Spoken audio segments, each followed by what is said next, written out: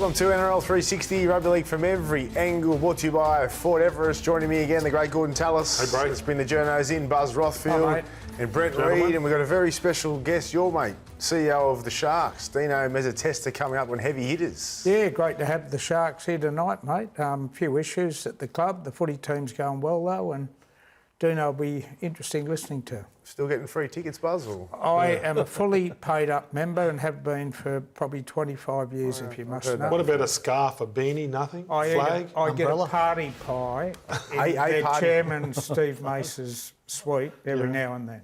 That's all you get, a party pie. That's all I take. You're telling Porgy Pie. So much season tickets in the chairman's suite. With so much at stake, you could feel the pressure at Allianz on Sunday afternoon. After 3 straight losses, Manly's finals hopes were hanging by a thread, and one more loss would be fatal. Anthony, thank you so much for your time. You've lost 3 in a row now. You need to keep winning to have any chance of making finals. How do you keep your season alive today? No, thanks for that. That's a good reality check there, Jake. Oh, he's quick. He's got speed. He got away from Coruscant. He got away from Bonner. What a start. Coruscant off a quick play. The ball May. Batted on. Adam Dewey. Sherry Evans loses the ball. Tigers come up with it. Fainu. And then Toa. And now for the corner. Jerome Skelton. Luai. Kick. Knocked on by Manly. Coruscant very wide. May. Taruba. And he'll get there. Yeah, with everything on the line with regard to our season, like to perform like that, which was way below our best, was disappointing. That's our worst performance for a long time. Sherry Evans wants it short side. He'll take it on himself and put it over the fence. The Tigers have won 9 for the season and counting. We're now hoping to make the finals, which is not where you want to be. So definitely wanted to finish with a finals campaign, but yeah, that's obviously looking really unlikely now. Tigers 26, Seagulls 12.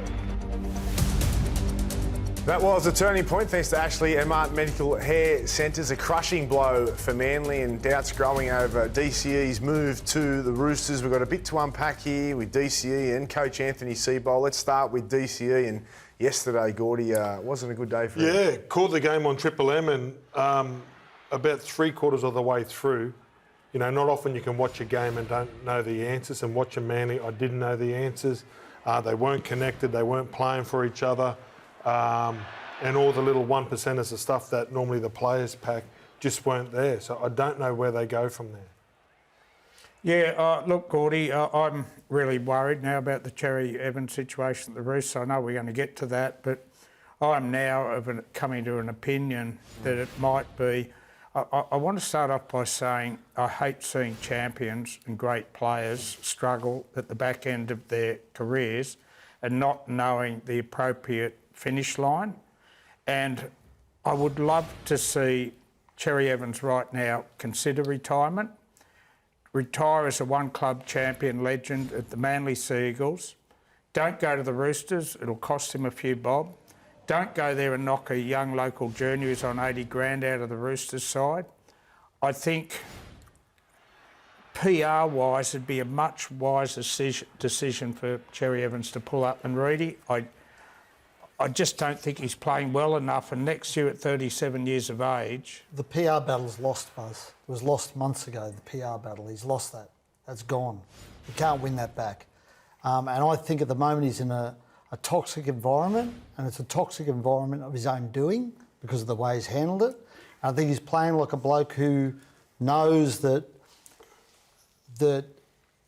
he hasn't handled it well. And the situation hasn't been handled well. And I think when he gets out of Manly and ends up at the Roosters, I think he'll be a completely different footballer. I think you'll see more of the Daly Cherry Evans than we know. Normally, so you said it's a PR, right? That's off the field. But on the field, normally, when stuff doesn't go your way, you can go out there and that's, you know, and that's your solace. That's where you've got your teammates. You can go out there and you can prove everybody wrong. But Gordie, I think, you know, it's pretty clear that not every player in that football club is happy with what's happened and the way it got handled.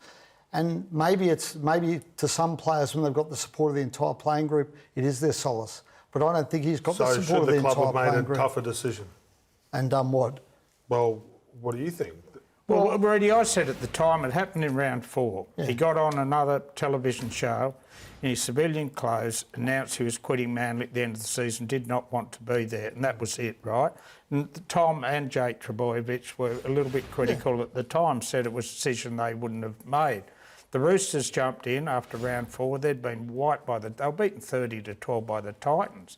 And they were of the opinion they needed a Cooper Cronk-style player to come into that football side. I just want to go back here, Buzz. Yeah. You mentioned retirement. No one's really gone there.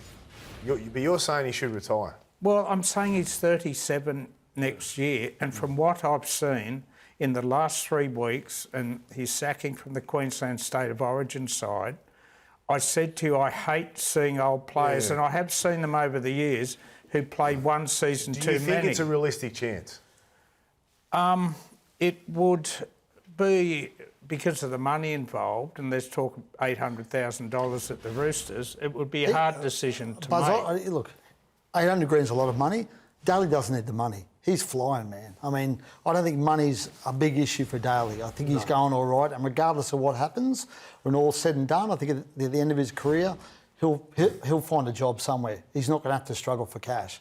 I think for Daly, the big thing is I think he's got something left. I know we're not seeing it now, right? Because I think the environment he's in, and I stress, it's an environment he has created. The environment he is not conducive to him playing good football. I think when he gets to the Roosters, I think he's going to be so good for Sam Walker and Hugo Savala. I've seen him at training with Joey Walsh. He can only be good for young one half there. Because there's not because they can both learn off him, Gordie. I mean, Joey Walsh, the young half who's his backup there at the moment. You go to Manly training, see how much time Daly spends with Joey Walsh, just mentoring him. So you think he's defensive? But Cooper Cronk's there doing that. Well, no, isn't Cooper going? I think he's going at the end of this year. Could be wrong. So you think his defensive reads and areas where he's really struggled in attack as well and all that is just because of the environment he's in? I think that's played a big part in the Braith, yeah. Okay. I don't think he's gone. Really, I'm not sure. Did you watch Friday night the way Savala and Sam Walker combined? Mate, I saw and it. Since Sam I don't think Sam's playing. You told him to have the rest of the year. Going good, Sammy, love him. What a player. I forgot about that.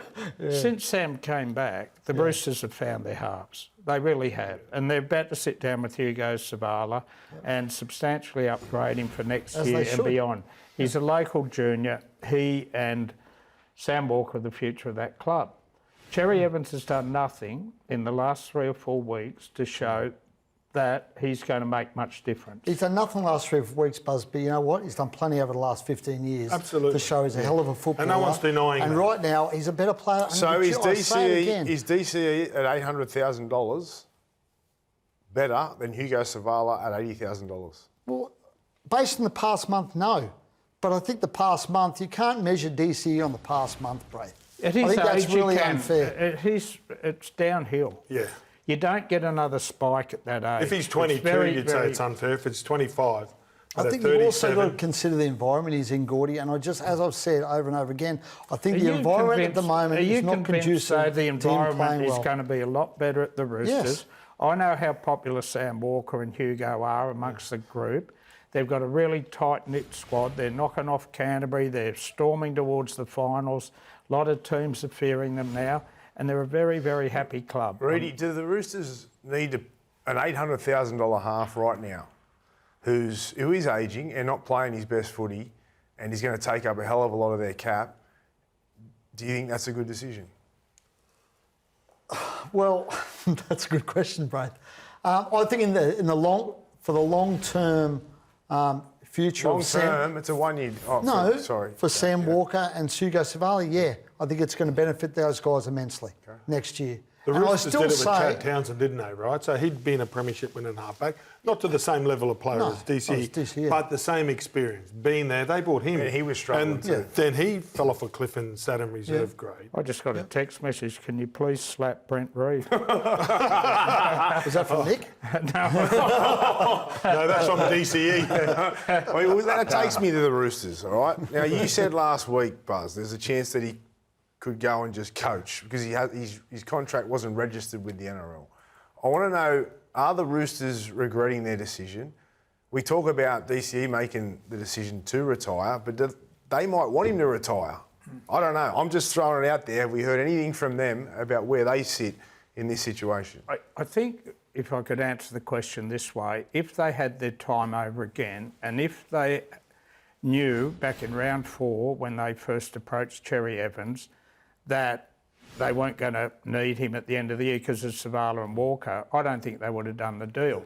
However, Trent Robinson, I think, drove the deal. Nick Politis supported him with the deal like he does with all these players. I think there is a touch of regret there, not that they'll publicly say anything. And they're hoping, what Reedy said, that he will have something to offer. And do they have to, though, is my question too. Like, you know, do they really Is it have registered? To, Yeah. Could they pull the pin here late? Is it a possibility? I would be of the opinion, and with no law experience whatsoever, that a letter of intent or a contract has been signed which hasn't been registered with the NRL. So as far as their salary cap's concerned, I think they just don't lodge it and they come to an arrangement with Cherry Evans. And Cherry Evans can go look for another club. I would imagine... But I don't know the legalities. I would imagine there would be some issues cap-wise if they pulled out of it now. But they haven't registered the contract. Man, come on, we they all know it's done, but hold on, like... they haven't admitted they've signed him. They're in denial still. Yeah, I don't know. But we know they have. I think there'd be some drama if they... I'd be stunned Where's if they the backflip drama? now on it now. The interesting thing is... There's obviously a deal done, Gordie. You can't just back out of that. You've got a footballer who's... Backflip. You've got a footballer... Are you talking about a backflip? You've got I know, Daly committed one of the great ones. But you've got a footballer who's basically destroyed a football club, which is what Daly's, in effect, and his management have done this year. Yeah. And you're going to tell me he's going to then walk away from the deal that he has taken... knowing the impact it had on Manly? It's a really interesting story that Braith asked you. Do the Roosters need an $800,000 halfback now? What I'm wondering, if the Roosters for some reason decided to walk away from the deal, would any other club pay him $800K? Would Shane Flanagan take him at St George? Would the Titans take him, or they are with me in that? No, I'm asking you. Would the Titans take him? I'm not sure. No, well, that might be a bad... I'd say no. I probably think that there's still a bit of bad blood there for what he did last time. And I know it's probably 10 years ago now, but some things you never forget. The Manly Seagulls, they were criticised when this all happened from a lot of people. Not everyone, but that they were for letting him go or not re-signing or upgrading and extending his contract. Are they sitting back now looking pretty good? Well, if I had the choice right now who my starting halfback at Manly is, which is Fogarty at Canberra or Cherry Evans, I'd be taking Fogarty every day of the week. Well, based on the form we've seen over the past 2-3 months, yes. So Manly made the right decision then? Well, it wasn't Manly's decision, Gordie. Daly made the decision for them. Okay. And I'm sure if things had gone the other way, I don't think Daly would be playing the way he is now. I think he'd be playing better. But he left because Manly only offered him $750 originally. Yeah. That's what caused the blow-up. And I think Manly read it. When we look back, in hindsight, they read it well. All right, speculation ramps up around Anthony Seibold. Is he safe or not? Should we get the meter out, Buzz? Oh, yeah, have you got the meter? Well, you love the meter. So you've adjusted the meter today, I've noticed. Oh, well, I've still got Des on a 10, and I think that's a pretty obvious one. And in 3 rounds' time, he'll finish up there at the Titans, and I'm tipping Josh Hannay might be the man. Adam O'Brien, he's stayed the same at 9. Peter Parr, I speak to him all the time, their CEO, he insists he's safe for now. I reckon the pressure's building though. Toddy Payton desperately needed yesterday's win. Now, you've seen I've dropped Benji to 0 because, I had to. That's nice, mate. Yeah, I'm glad. So you've signed you've off only on got, you're happy. And you've only got Seibold at 3. I tell you why I've got him at 3, because I made a lot of calls today to power brokers there, and they insist. It's not their opinion, it's yours. Well, my opinion is he should be on about a 7, but I'm trying to inform the people watching this show right now. Yep. And from my phone calls I made today, he will line up as coach for Manly in 2026. I think he should be under more pressure. Okay, well, let's get another gauge. How many weeks will he last? Next week? Next year? Yeah. Oh, Gordie. But what do you think? I'm asking you, this is your segment. I like Anthony Seibold a lot. It's not a popularity contest, it's just your opinion on whether he's going to be there at round 10 or 12. Unless they're going all right in the first 8 to 10 weeks next year, the pressure... Well, see, we heard that if they didn't make finals, he was going to be gone this year. There's some pretty extenuating circumstances for them, I reckon, Gordie. I mean, no one saw, Jake struggling like he has this year and suffering the head knocks. No one saw Tommy struggling a little bit like he has, and no one saw what happened with Daly. So there's some, and they lost Taniela Paseka in round 3. Yep. Josh Alloway's season's been over. They got destroyed through the middle on the weekend. They had no middles. Tigers just dismantled them through the middle of the park. The big edge forward got hurt. Amole Olakau'atu's been injured as well. So there's been some circumstances I reckon have made life really difficult for Manly. And I think the club's doing the right So thing. you're happy with them keeping Seibold there? Yeah. Definitely. You don't think they've underperformed this year? Not given what's They happened. have, Reedy. He should be a 7 So on they've had that no list. Paseka since round 3, as I said. Go and have a struggled. look at South's injuries. Yeah, Go and where have a look else? at... What sort of comparison's that? Well, I'm just saying, clubs are South's were far in the mix worse of the spoon off. 2 weeks ago. They've had injuries, Manly, but all clubs have had injuries. Penrith. They've had significant injuries, Buzz. And they've had the Daly Chervin saga. What about this, though? Let's not ignore that. I totally understand what you're saying, and I agree, but what about when 1 week, with these injuries, you see a team that just absolutely murder a Beats team? Melbourne. Then the week after, Beats Broncos. they're pathetic. Yes, I agree. So how do you I explain understand that? I don't know how to explain that, Braith. Yeah. And I'm sure Anthony... So all your excuses you come up with out the window I'm now. sure Siebes would love to have the answer to it as well. I thought Siebes yesterday, I saw just there Jake Duke on Sunday Ticket interview him, and he was edgy. You saw, he got his back up, and that's okay. It wasn't a tough question. But the only reason I point this out is because normally when you see Anthony Seibold before and after games, regardless of the result, he's always the same. Always really controlled and measured and positive, and I hadn't seen him like that. So to me, that sort of showed me maybe he's under a bit of pressure there, and that was him before the game. Well, he is under pressure. Yeah. I mean, But I mean, as you but said, it was they've the missed first the time finals. I could see it in him. And I think he knows there's pressure there, and he knows we're talking about it on this show on a Monday night, right? And a Tuesday night. But there's and a two Wednesday ways night. to deal with it, Yeah. isn't there? So you saw Andrew Webster over there in New Zealand. He's under the same amount of pressure. They were on top. They've had injuries. He just did a press conference, blew a whistle, had a bit of fun about it. You can't take it. No, you can't take that back. They're going to play finals footy. And Reedy, you also saw what But the Jason same Riles... situation. Are you saying you should get a whistle? No, but I'm just saying that there's you certain also ways to saw deal with what- it, and it feeds straight down into your club break. Yeah. You know that. You also saw what Jason Riles did, who's on a similar contract, Dylan Brown, and he dropped him to give someone who was at that club an opportunity. And I would have thought, now they're out of finals contention, that next year planning should start now. Well, I asked the question today about that, Buzz, and I think given because my belief is Joey Walsh, the young kid, the young backup half, I think you give him a go now. If not this week, Isn't it's he Daly's playing his 350th. So not this week, right? No, we'll Let get him that play out his of the way. 350th. But next week, if they lose this week and they're completely out of finals contention, I think in some way you've got to incorporate Joey Walsh into that team. Whether it's off the bench and you tell Daly, mate, after 30 minutes, So you make we're the going to bring decision kid now, on. make this DCE's last game 350. That's where you're going to finish. No, I don't think you throw Daly in reserve grade. You can't do that, Gordie. Not to Daly You put him Cherry. at What do you 5'8". I think you either start him and have Joey Walsh on the bench, or you put Daly on the bench and he's start Joey Walsh. Better player than Hugo Savala, but you're putting him on the bench. No, because we're planning for the future, Buzz. And they're Buzz. out of finals contention. Fair enough. Yeah, but he didn't want to be there. He didn't wreck the season, but he upset and, fractured that club in round 4. I understand that. Yeah. And you know... It's not me saying that, Buzz. I'm telling you that's what the club's telling me. And look, one thing Siebes has done this year is he's backed Daly to the hilt. People like you are saying take the captaincy off him, and lots of people agree with you on that. Siebes wouldn't do it. People are now saying, mate, maybe give someone else a start in first grade. I don't think Siebes will do it because I think he appreciates what Daly's done for that club for 350 games. Can I just give you a quick example of the West Tigers? They let the Hawker go and they let Galvin go. Yesterday they fielded 17 men who were committed to that jersey, to the logo, to their fans, to their sponsors and all their stakeholders. That's the difference when you get 17 players there, want to be there long term, want to work with Benji to become a top 8 club.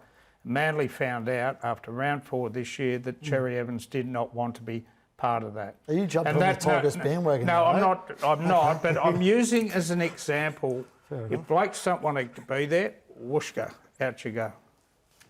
All right, Wooshka, there you go. Well, no. Talking to the Tigers, Reedy, they're going great guns. flying. And Benji's got his swagger back. He is. He was in a very chirpy mood in the press conference yesterday, Benji, and I've said it on the show several times, Braith. I reckon they've been one of the great improvers this season. I think Benji's done an amazing job. I think Richo's doing a great job. And they're going to be better next year. They've got Clyde Pierce-Paul coming, Taylor Mail over a full pre-season. They're going to be a better team next year. I think they'll play finals footy next year. I'll drop the Kool-Aid. Do you think they can play? Do you think they can play it this year? Well, they need a lot of things to go their way, but they good run home, Braith. Cowboys, Raiders, Yeah, Titans. but Raiders might rest players. And Titans. Yeah, they've got a good run. They might finish in a share of 8th. What do you reckon, Maybe Buzz? they'll make it in. I'm just looking at my table now. Look, I don't think We'll come back to you. Are you ready? No. Mate, I bring a premiership table on so I can keep people. All right? I've got one too. Oh, do you? Yeah. Well, mine's better. No, to answer your question, I don't think they can make the top 8, bro. They need a miracle. But there's a little You sliver heard of it hope. first there, West Tigers fans. Rudy says you're going to make the final this year. The grand final rematch between the Panthers and Storm was one of the most highly anticipated games of the season, and boy, did it deliver. Tonight, arguably match of the year, Storm and Panthers to kick off round number 24. Here we go. Last tackle play. And out of dummy half on the last. I think he scored. Grant, Wishart. Here we go. Coates, veto! Coates is too good. Chip over the top. Edwards with it. Cleary with it. Goes for the line. Ball to the line. And Kleiner wants it. But Tulagi pass and hope. Coates with the ball. Catch me if you can. Save your Coates. McLean is coming. Save your Coates. He's got another one. Back it'll come. Here he goes. Cleary's shot. Penalty. I don't like it. He hasn't done a whole lot, and Grant has played for the penalty. Harry Grant's played for it, Okay. but that is the rule. I just, if that was in the field of play and you run the block shape, it wouldn't be an obstruction. Harry played for it because he knew he was going to get the penalty. Penrith trader on the field, no surprise. Back it goes to Cleary. In front, charge down again. Right in front of the posts. It's Grant who dummies! Harry Grant, magician, pulls a whole family of rabbits out of a hat. That is absolutely all time from Harry Grant. Full time. Melbourne 22, Penrith 18. That was the moment of the round, thanks to Ford. So much controversy around the finish, but first of all, that game, that was epic. It really was. It was a screamer. I thought Penrith were home, but Storm just kept coming back and Grant at the end with the try. Yeah, they were great in the second half. Melbourne, in the first half, they struggled to get out of their own end, but the second half, they were brilliant. Semi-finals come early. I just wanted to say that first. But that was a cracking game. Went either way, and both sides had a chance to win. And in the end, Golden Point and Harry. Penrith were great that first 40. Like, relentless. I think it was 19 from 19 completed sets. Their speed of the line, they were ruthless. I thought Melbourne were in some trouble, but they did well to fight back. But Buzz, you're filthy. You're not happy with these dives. I hate dives. I hate them. I think they're a blight in the game. I really do. And what we saw there with Harry Grant the other night, when he charged out a dummy half to put pressure on Cleary, that was never ever his aim. His aim, when he left dummy half, was to run towards Moses Leota, fling his arm out, fall to the ground, milk a penalty. Now, the NRL put out a rule sheet at the beginning of this year saying they're going to be particularly looking out for players who take dives, try to deceive a referee and get a penalty from it. I don't think anyone at this table could argue what I'm saying he took a dive. No, and you make really good There's point. a few arguments there. He took a dive break. Was Moses Leota directly in his line? It's a penalty. It's a penalty every day of the week. The contact's... And he walks towards him. Whether Harry played up to it or not, it's a different issue. Well, don't say whether he did. You know he played up to it. He ran straight for him. Storm man's a bit on the fence. Yeah. But it's a dead set penalty every day of the week because he's not supposed to be there. And he moved. Even at the last minute, he moved. He moved a fraction. Well, that's all you got. But the bottom line is, you know as well as I do, Grant had no intent to put pressure on Cleary. Well, I he think played for a penalty. He took a dive. Somehow, the NRL, the people down there in the football department, have got to stop this from happening. Not just in these sort of situations, in high tackles, they go down, they're not hurt, wait for the bunker. I agree with the high tackles, it's too much, and we've got to crack down on that. The reason why they don't is because the referees don't come up with the right decision. decision. But they didn't bring in this rule because like you're saying here, you see it as black and white. A few others don't. You know, Leota does move. He is in the way of Harry Grant. How can you define that as a definite dive? But by the fact he stuck his arm out, Braith, but he was still in the way. and then flung himself back. I know, listen, he exaggerated the move, but he still was in his way. You know, and Leota still did move that little bit to get on the outside. Tiny little bit. I know, but this is the thing, right? It's a great move. Yeah. So, but with the high shots, like, I mean, if you stay down, I think what are you bringing in the? You bringing in the red card or the yellow card or something? Oh well, what I want to do, and the same thing when they had a diving epidemic in global soccer, particularly the EPL. They produce a yellow card when they can determine a player's taken a. Well, the Panthers dive. were filthy, but here's one that we've seen there, round one last year, where Nathan does a similar thing, right? And Nathan plays for the penalty in this situation, so... Every team does it. Yeah. All the smart players do The it. only thing in his defence... He ran straight into him on purpose there. And spun and looked straight at the referee. Look, watch this. He can run around him.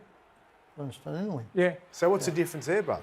Well, I'm not saying there's a difference at all, and I'm not being critical of Harry Grant because he played to the rules, did nothing illegal. But that's the grey area. He took it, that's the grey area. What I hate, Rudy, I cannot stand blokes getting accidentally chopped high and then they fall to the deck, they're opening their eyes, they're looking for the trainer, waiting for the bunker to have a look at it. Now, it's not hard because it wasn't a problem in my era, right? And I don't want to keep on going back and being the old dinosaur. They used to move the ball over 3 metres and play on. And the trainer deals with it. And if there was foul play, they go to the judiciary on a Tuesday night. That's the way I played. The game wasn't bad back then. It wasn't broke. But for me, this isn't an issue for the NRL. The NRL, I don't think, can fix this. Well, this is a club, a coaching and a player issue. Coaches and players need to own this. If they don't want to see... They won't own it. Well, they need to. If we want to see diving out the game, they need to take ownership of it. With the premiership on the line, the grand final, you don't think the scores are level, 10 to go, someone's hit reasonably high, it'll happen. But I'm saying but they need to not do it. But they will do it. But you can't ask... The NRL have got to force it. NRL to make decisions on whether guys are injured or not injured. It's too hard. Rudy, if a man... Just move the ball over. Play Rudy, on. Referee the game, you're not a doctor. I just want to say this, Gordie, if there's a high tackle and a player can't immediately get up at normal speed to play the ball, he should automatically, there's something wrong with him, he's dazed or he's, taken a high shot, he should leave the field of play. Straight away for an assessment, and that will stop blokes going down. And then there'll be 30 interchange. No, not an interchange, but a sideline examination. But Buzz, also coaches and players need to take some responsibility. This is their doing. They're doing this. They're making a conscious decision to do this. Are they going to change, Reedy? Well, they need to, Gordie. They need to. No. Well, probably not because they want to win. Well, there you go. But they need to change. And they need to take ownership of it, as I said. One of the top coaches in the game told me on Saturday that a coach is derelict in his duties if he does not tell his players to lie down. Well, he needs to have a good hard look at himself in the mirror. Well, no, he doesn't, because I asked Laurie Daly on radio if it was in Origin. Look at the damage it's doing to the game, that stuff. Well, everyone's doing it. They've got to compete, Reedy.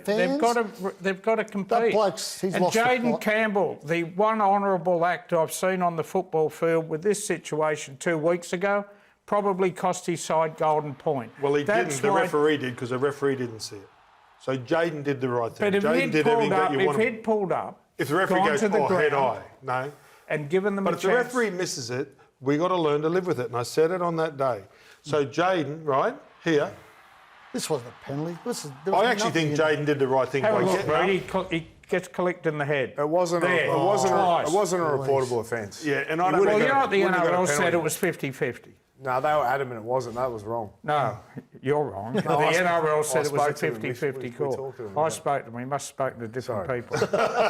Yeah, he spoke to the boss. Yeah, did you? No, but they were adamant that it wasn't. Well, you don't think there's a diving problem? Yes. I reckon it's embarrassing that a coach would say that.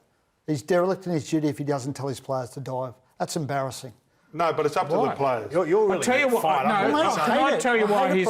Can I tell you why I he think said it's it? all orchestrated by coaches and players. Can I tell you and why they he can said stop it? They've got the So power how do to you stop fix it? You just think But you it's know They why need he to stop said it. it, Brent? Take some personal responsibility and accountability. You know why know he the said Have players some they do pride it. in yourself.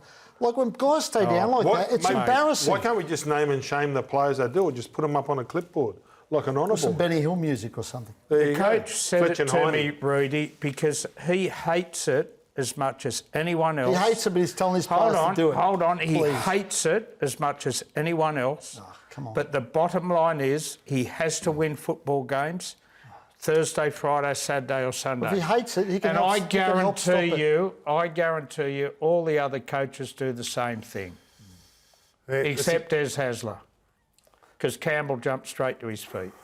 Okay. Or maybe Campbell didn't listen. Yeah. If you say There's too every much coach at does. stake, guys. Unfortunately, We Des got- is 10 on your coaches meter too, so Yeah. it's not going to help. It's not going to help the game. Well, is it? maybe they should start diving. Buzz, it's okay. No. We support you. Yeah. We support Good on Buzz. you. Right, before the break, Monday Buzz. You Oh, got Friday on your mind. mate, Friday night fever. 6 o'clock, Panthers Raiders at Mudgee. 8 o'clock, Storm Bulldogs. I'll tell you what you do. 15 to go in the first game, you order your Thai takeaway. Jungle chicken curry. I'll get the 6 beers out. And, Six. Beers, Mate, blimey. that is the Long best. necks or I drink the little twist tops. You know, the old Little throwdowns. throwdowns. That is the best Friday night of rugby league in history. Yeah. beautiful. 2 games like that. With your free, Both meat, on with your Fox free Sports. meat pies from the Sharks. No meat pies at home. Hopefully no diving. Stick around, journos, and after a thrilling T20 series, Australia take on South Africa in the first ODI tomorrow from 2 p.m, and you can catch all the action exclusively live on Fox Cricket. Nails it! Bowen! He is on fire. Oh, that's big. What a take. Do not go anywhere.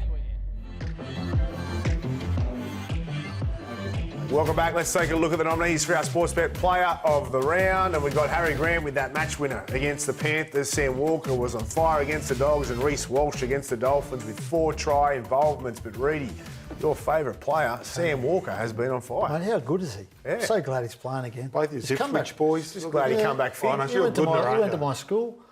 He's come back brilliantly. He went to your school? Yeah, my school, yeah. Okay, right. Can I Me, add him a and Nick fourth? Politis. Can I add a fourth? The Walters player? boys? Yep. Fourth player. Who you got? Player of the round, Jolly Gray. Oh, yeah. Oh, how good was he? He was fantastic. Stunned our executive producer hasn't got him up there. Oh, Mitch. Yeah. And he's a South supporter too. He is. Gray was absolutely sensational the other It's night. his first day back. He's had a couple of weeks off. He must have Fair loved enough. it. Yeah. All right, as the fallout continues from Payne Haas' decision to walk away from the Kangaroos, Stephen Crichton has shed light on some conversations in Blues camp that might have swayed the superstar prop. Yeah, very exciting. I've been speaking to him for a bit. Yeah, it's just good seeing a calibre player like him kind of make the switch over to Samoa, and hopefully a few more boys make the move as well. Was it brought up in Origin camp at all? Oh, yeah, we muck around about it a lot. I thought he was mucking around too, but yeah, seeing the announcement was pretty cool. So another big name walks away from the Kangaroos, but isn't this a good thing for the game? I don't have an issue with it, Braith. I think it's great for the international game. Fantastic. Yeah, you're not happy about it, are you? No, I think it's unbelievable Yeah. for the international game. I think it's the best thing that can happen. And the day they make Tonga and Samoa Tier 1 teams, it'll be even better.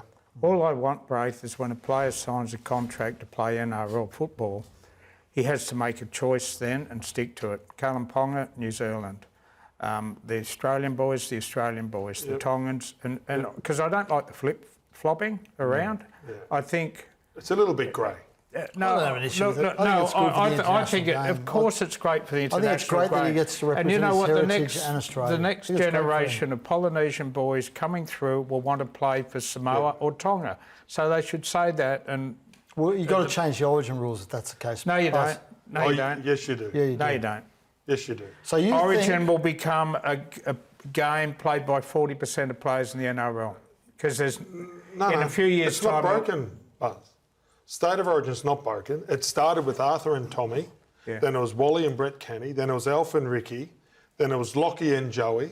Then it was take- Gell versus the rest of them, right? If you take Payne Haas, if you take Stephen Crichton, you take Brian Toto, you take Tino, and you Tino put out Ruben of the Cotter, and you side. put Tommy Dearden, and you put Adam Mogg, and you But put you're saying Michael they should be Crocker, and you taken put out, Buzz. Jacob Lillyman. You're saying they should be taken out because you're saying... No, I'm not. You're saying Samoa and Tonga should be Tier 1 nations. Yeah, but what I'm saying is, Rudy, they should all be Tier 1 nations. And they should be able to play Origin. Absolutely, yes, no, I they agree should. with you. Yeah, but that would require a rule absolutely. change. Yeah, Because at the we moment, need a Tier rule 1 change. nations can't play You Origin. can't have all these kids who Trying grow to up say in one that. thing, I don't really mind either way with this, but one thing I'll say is I'll back Gordie, is Origin will always be great, regardless. Because it's about the underdog. It's about whoever steps up into the Blues jersey or the Maroon jersey. It's about getting what Origin is and growing up with it as it was. It's New South Wales versus Queensland. No matter who's there, it'll be great. Right. I'll ask you this question. That's just my opinion. If there was no money to play for Queensland, would they still play? I can't answer that question. I think they would, yeah. Okay, I think let's do that. Okay, well, let's do that then. Just let me make this last point. Don't you think Tino would play for Queensland if he had the chance? I know the blokes that have worn it from day one have. Well, and I know they wore the Australian jersey. For example, and pretty much when I went on tour, it cost me. Gordie, for example, that's the point I'm trying to make. Let's talk about Tino playing for Samoa. Whenever Tino's played for Queensland, he's put everything he's got on the line for Queensland. I'm so passionate, right? It's my favourite three games of the year. If Tino goes for Samoa, as sad as what it is, he don't play for Queensland, and I've got to live with that. Yeah, but that Origin jersey should not be reserved for Australian players. As I've tried to say, and we had this blue yesterday, the Penrith guys... Well, let the English play then, and let the Kiwis play. No, not all the English. Let Victor Radley play, but don't let Sam You're saying the best players, so how can you discriminate and let two countries play? Gordie, Tino's as Queenslander as you and I. Two countries even us play. part-time Queenslanders. He was born in New South Wales. Gordon, but he's been a Queensland. Okay, he's a bad. So you can let so then you can let two countries play state of origin, but England and New Zealand you can't. No, you're not. You're misrepresenting the argument there, Gordie. I'm sorry, you are. No, if they're born in Australia, right, but they want to play for New Zealand. No, hold on. And they want to play for New Zealand, they're not allowed to. Are you saying Victor Radley should not be allowed to play for New South Wales because he's proud of his dad? I'm saying that he should be. He was born in Clovelly. I'm saying that you should be. So then you open it up to everybody. Yeah, that's what I'm saying. It should be open up to everyone. And then we get the best players in the comp. It's like an All-Stars game. It's not. They're originally from New South Wales. It's an All-Stars game. The Penrith players raced in Blacktown. They went to school in Mount Druitt. They were born in the area. They grew up loving Daly, Stewart, and those players. Okay, perfect. And they're entitled to wear our state jersey. Really good. So that means that you choose the country that you grew up in. As sad as what it is, that's the country that you wanted to live in. So that's the country you're born in, that's who you play for. No, that's... No? Okay. Because you know what, mate, then you run the risk of decimating the huge strides we've made in international football. Yeah. If you say to Tino and Payne, you've got to choose between Origin... It is fantastic that they choose that. And then just imagine if those countries had their own mini state of origins or whatever they've had, North Island versus South Island. Could you imagine in 20 years if their game keeps on growing in their own country? But they were born here. How big? They were born here and they okay, played we'll all play their for junior Australia. football here. No, I don't think I'm asking them to do something that is too harsh. Yeah, but I think if you've got players like Radley and Luai and Crichton and Haas who are really, really proud of their dad's or mum's heritage. Same here. Yeah, I could have went and played for Scotland. My grandfather's Alexander John McDonald, but I was born in Australia and I played for Australia. I'm not suggesting you're not, but I think it's a fantastic thing for the international game that I think it's fantastic, but I think as for a state game, we just play with people that want to play for the state and play for Australia. I don't think I'm asking for something that is that harsh. All right, we're going to go. Thank you, journos. I enjoyed that. We got the popcorn out. So it's good fun. Up next, it's Heavy Hitters with Sharks CEO Dino Mezzatesta.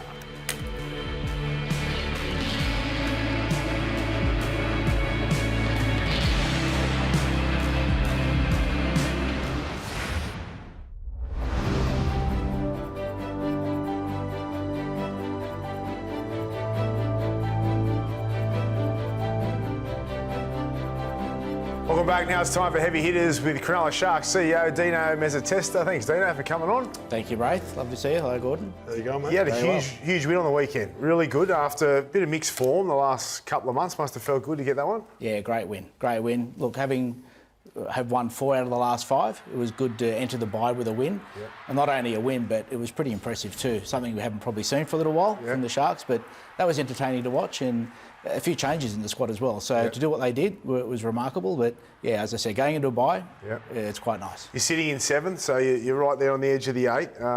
Have you been happy with the way that the team's performed this year? Well, you have to be happy. It's been a tough competition, and if you're playing semi-final football, which we will be, yet to determine where we're going to finish, but that's a good year. That's a good year. If you said to any club at the beginning of the year, you either play semi-final football or you take that or you don't, you'd be wanting to play. So you've got to say we've been quite happy. Maybe the consistency hasn't been there, but you've got to remember we travelled to Vegas and then we were on the road for 10 weeks. Like that was taxing on the club, the players, and now we've had some home games. So the run home has been good to be at home. But yeah, look, all round it's been a good year. You got a good draw too. You got the bye this week. Good timing. Yeah. Yeah. So Fitzy, so he has played finals every year. What drew you to someone like Craig to get to the club? You were part of that decision. Yeah, I was, and look, it was clearly between the board and myself, and looking at your DD, and when you put the resumes of the candidates on the table, and you have an individual who's played at the highest level, achieved everything at the highest level. He's done his apprenticeship at a top club with some success as well over a number of years. And then he's also in the Origin camp, and he's also coach of Country New South Wales. Put in the mix there that his father was a coach at our club, and he was actually the ball boy. So he knows the fabric, and he's got a history and an attachment to the club. He was a standout candidate. And if you want someone that's connected and has a good rapport and a good reputation, and all the DD we did, all the references we did, I mean, it was just glowing reports of Craig Fitzgibbon. So in the end, it was a bit of a no-brainer, and we're so happy to have him. Yeah, talking about high achievers, what do Cronulla have to do? What's your belief to get you to jump that final hurdle? So you've been in the finals, but it's just another step to bring that trophy back to the Shire. Look, we've had, this is our 4th year playing semi-finals, and we've made the top 4 twice out of the last 3. And in that 3rd year, it was coming 5th. And I know the criticism was that we went out in straight sets, but last year we played a prelim against Penrith, 1 game away from a grand final, and Penrith, of course, go on to win the grand final. So I'm sure you only learn from that experience, and the roster has been together now for some years, and Fitzy looks at it week-to-week proposition. We don't get ahead of ourselves, but those learnings will account for something.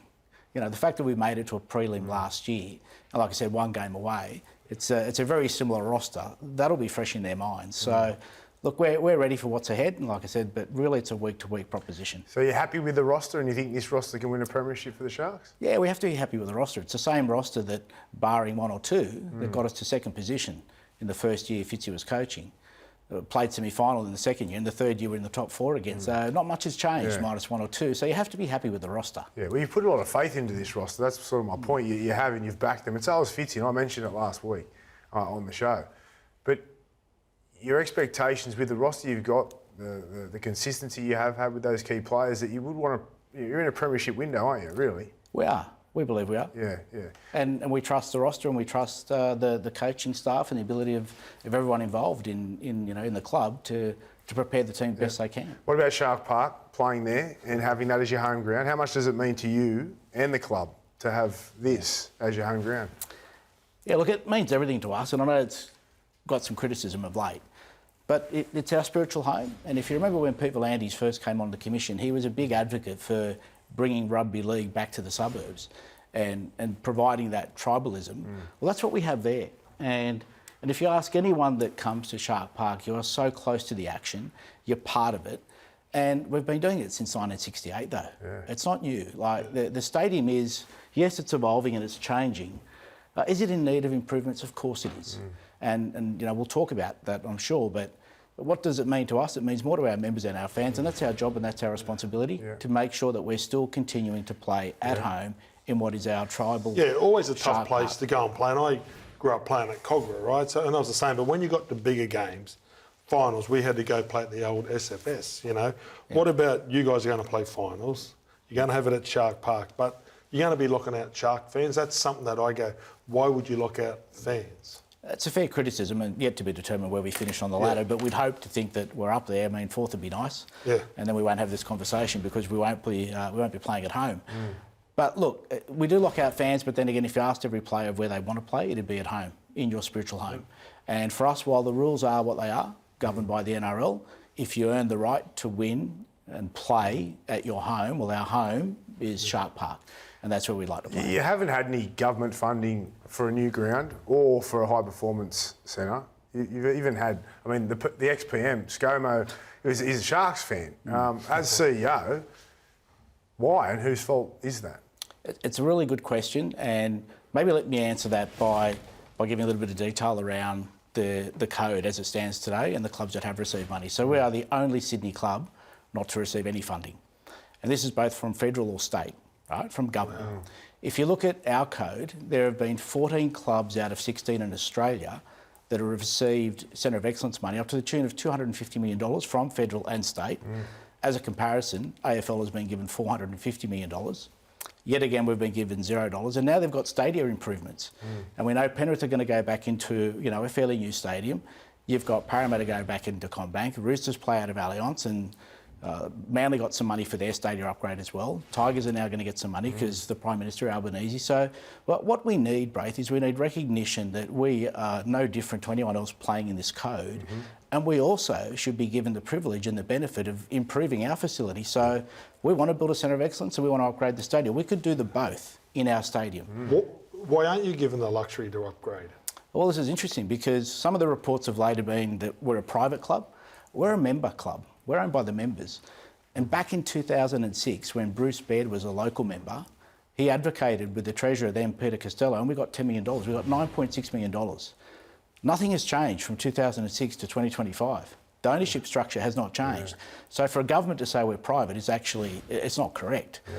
And the other thing is, not only are we a member club, but we do so much for community, and our junior pathway and academy system in our junior league is so impressive.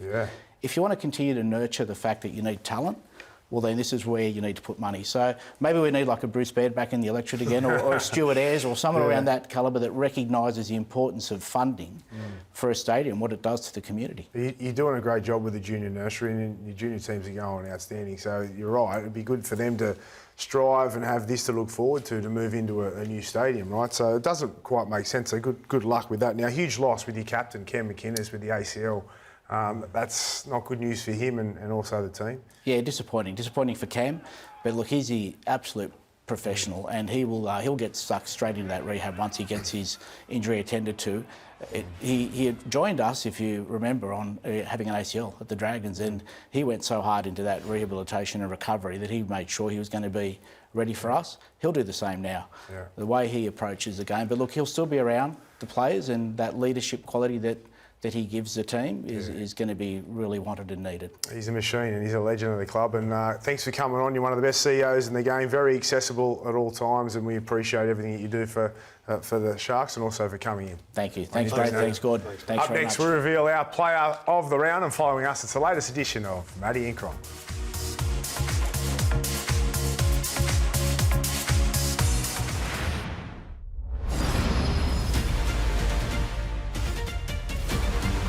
Clears the kick. Now that's from inside the 40.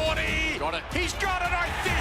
Let's see where the touchdown stands. Yes, 19 metres out. Walsh is putting them on his back. Great ball out of dummy half for them to move the ruck. Then swung the short side. And now he steps up on the final play. That's a 40-20, all right. Decoy.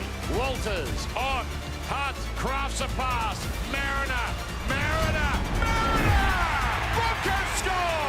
Players stepping up. Walsh 40-20 and Hunt. Great pass selection. Just held it up for Mariner.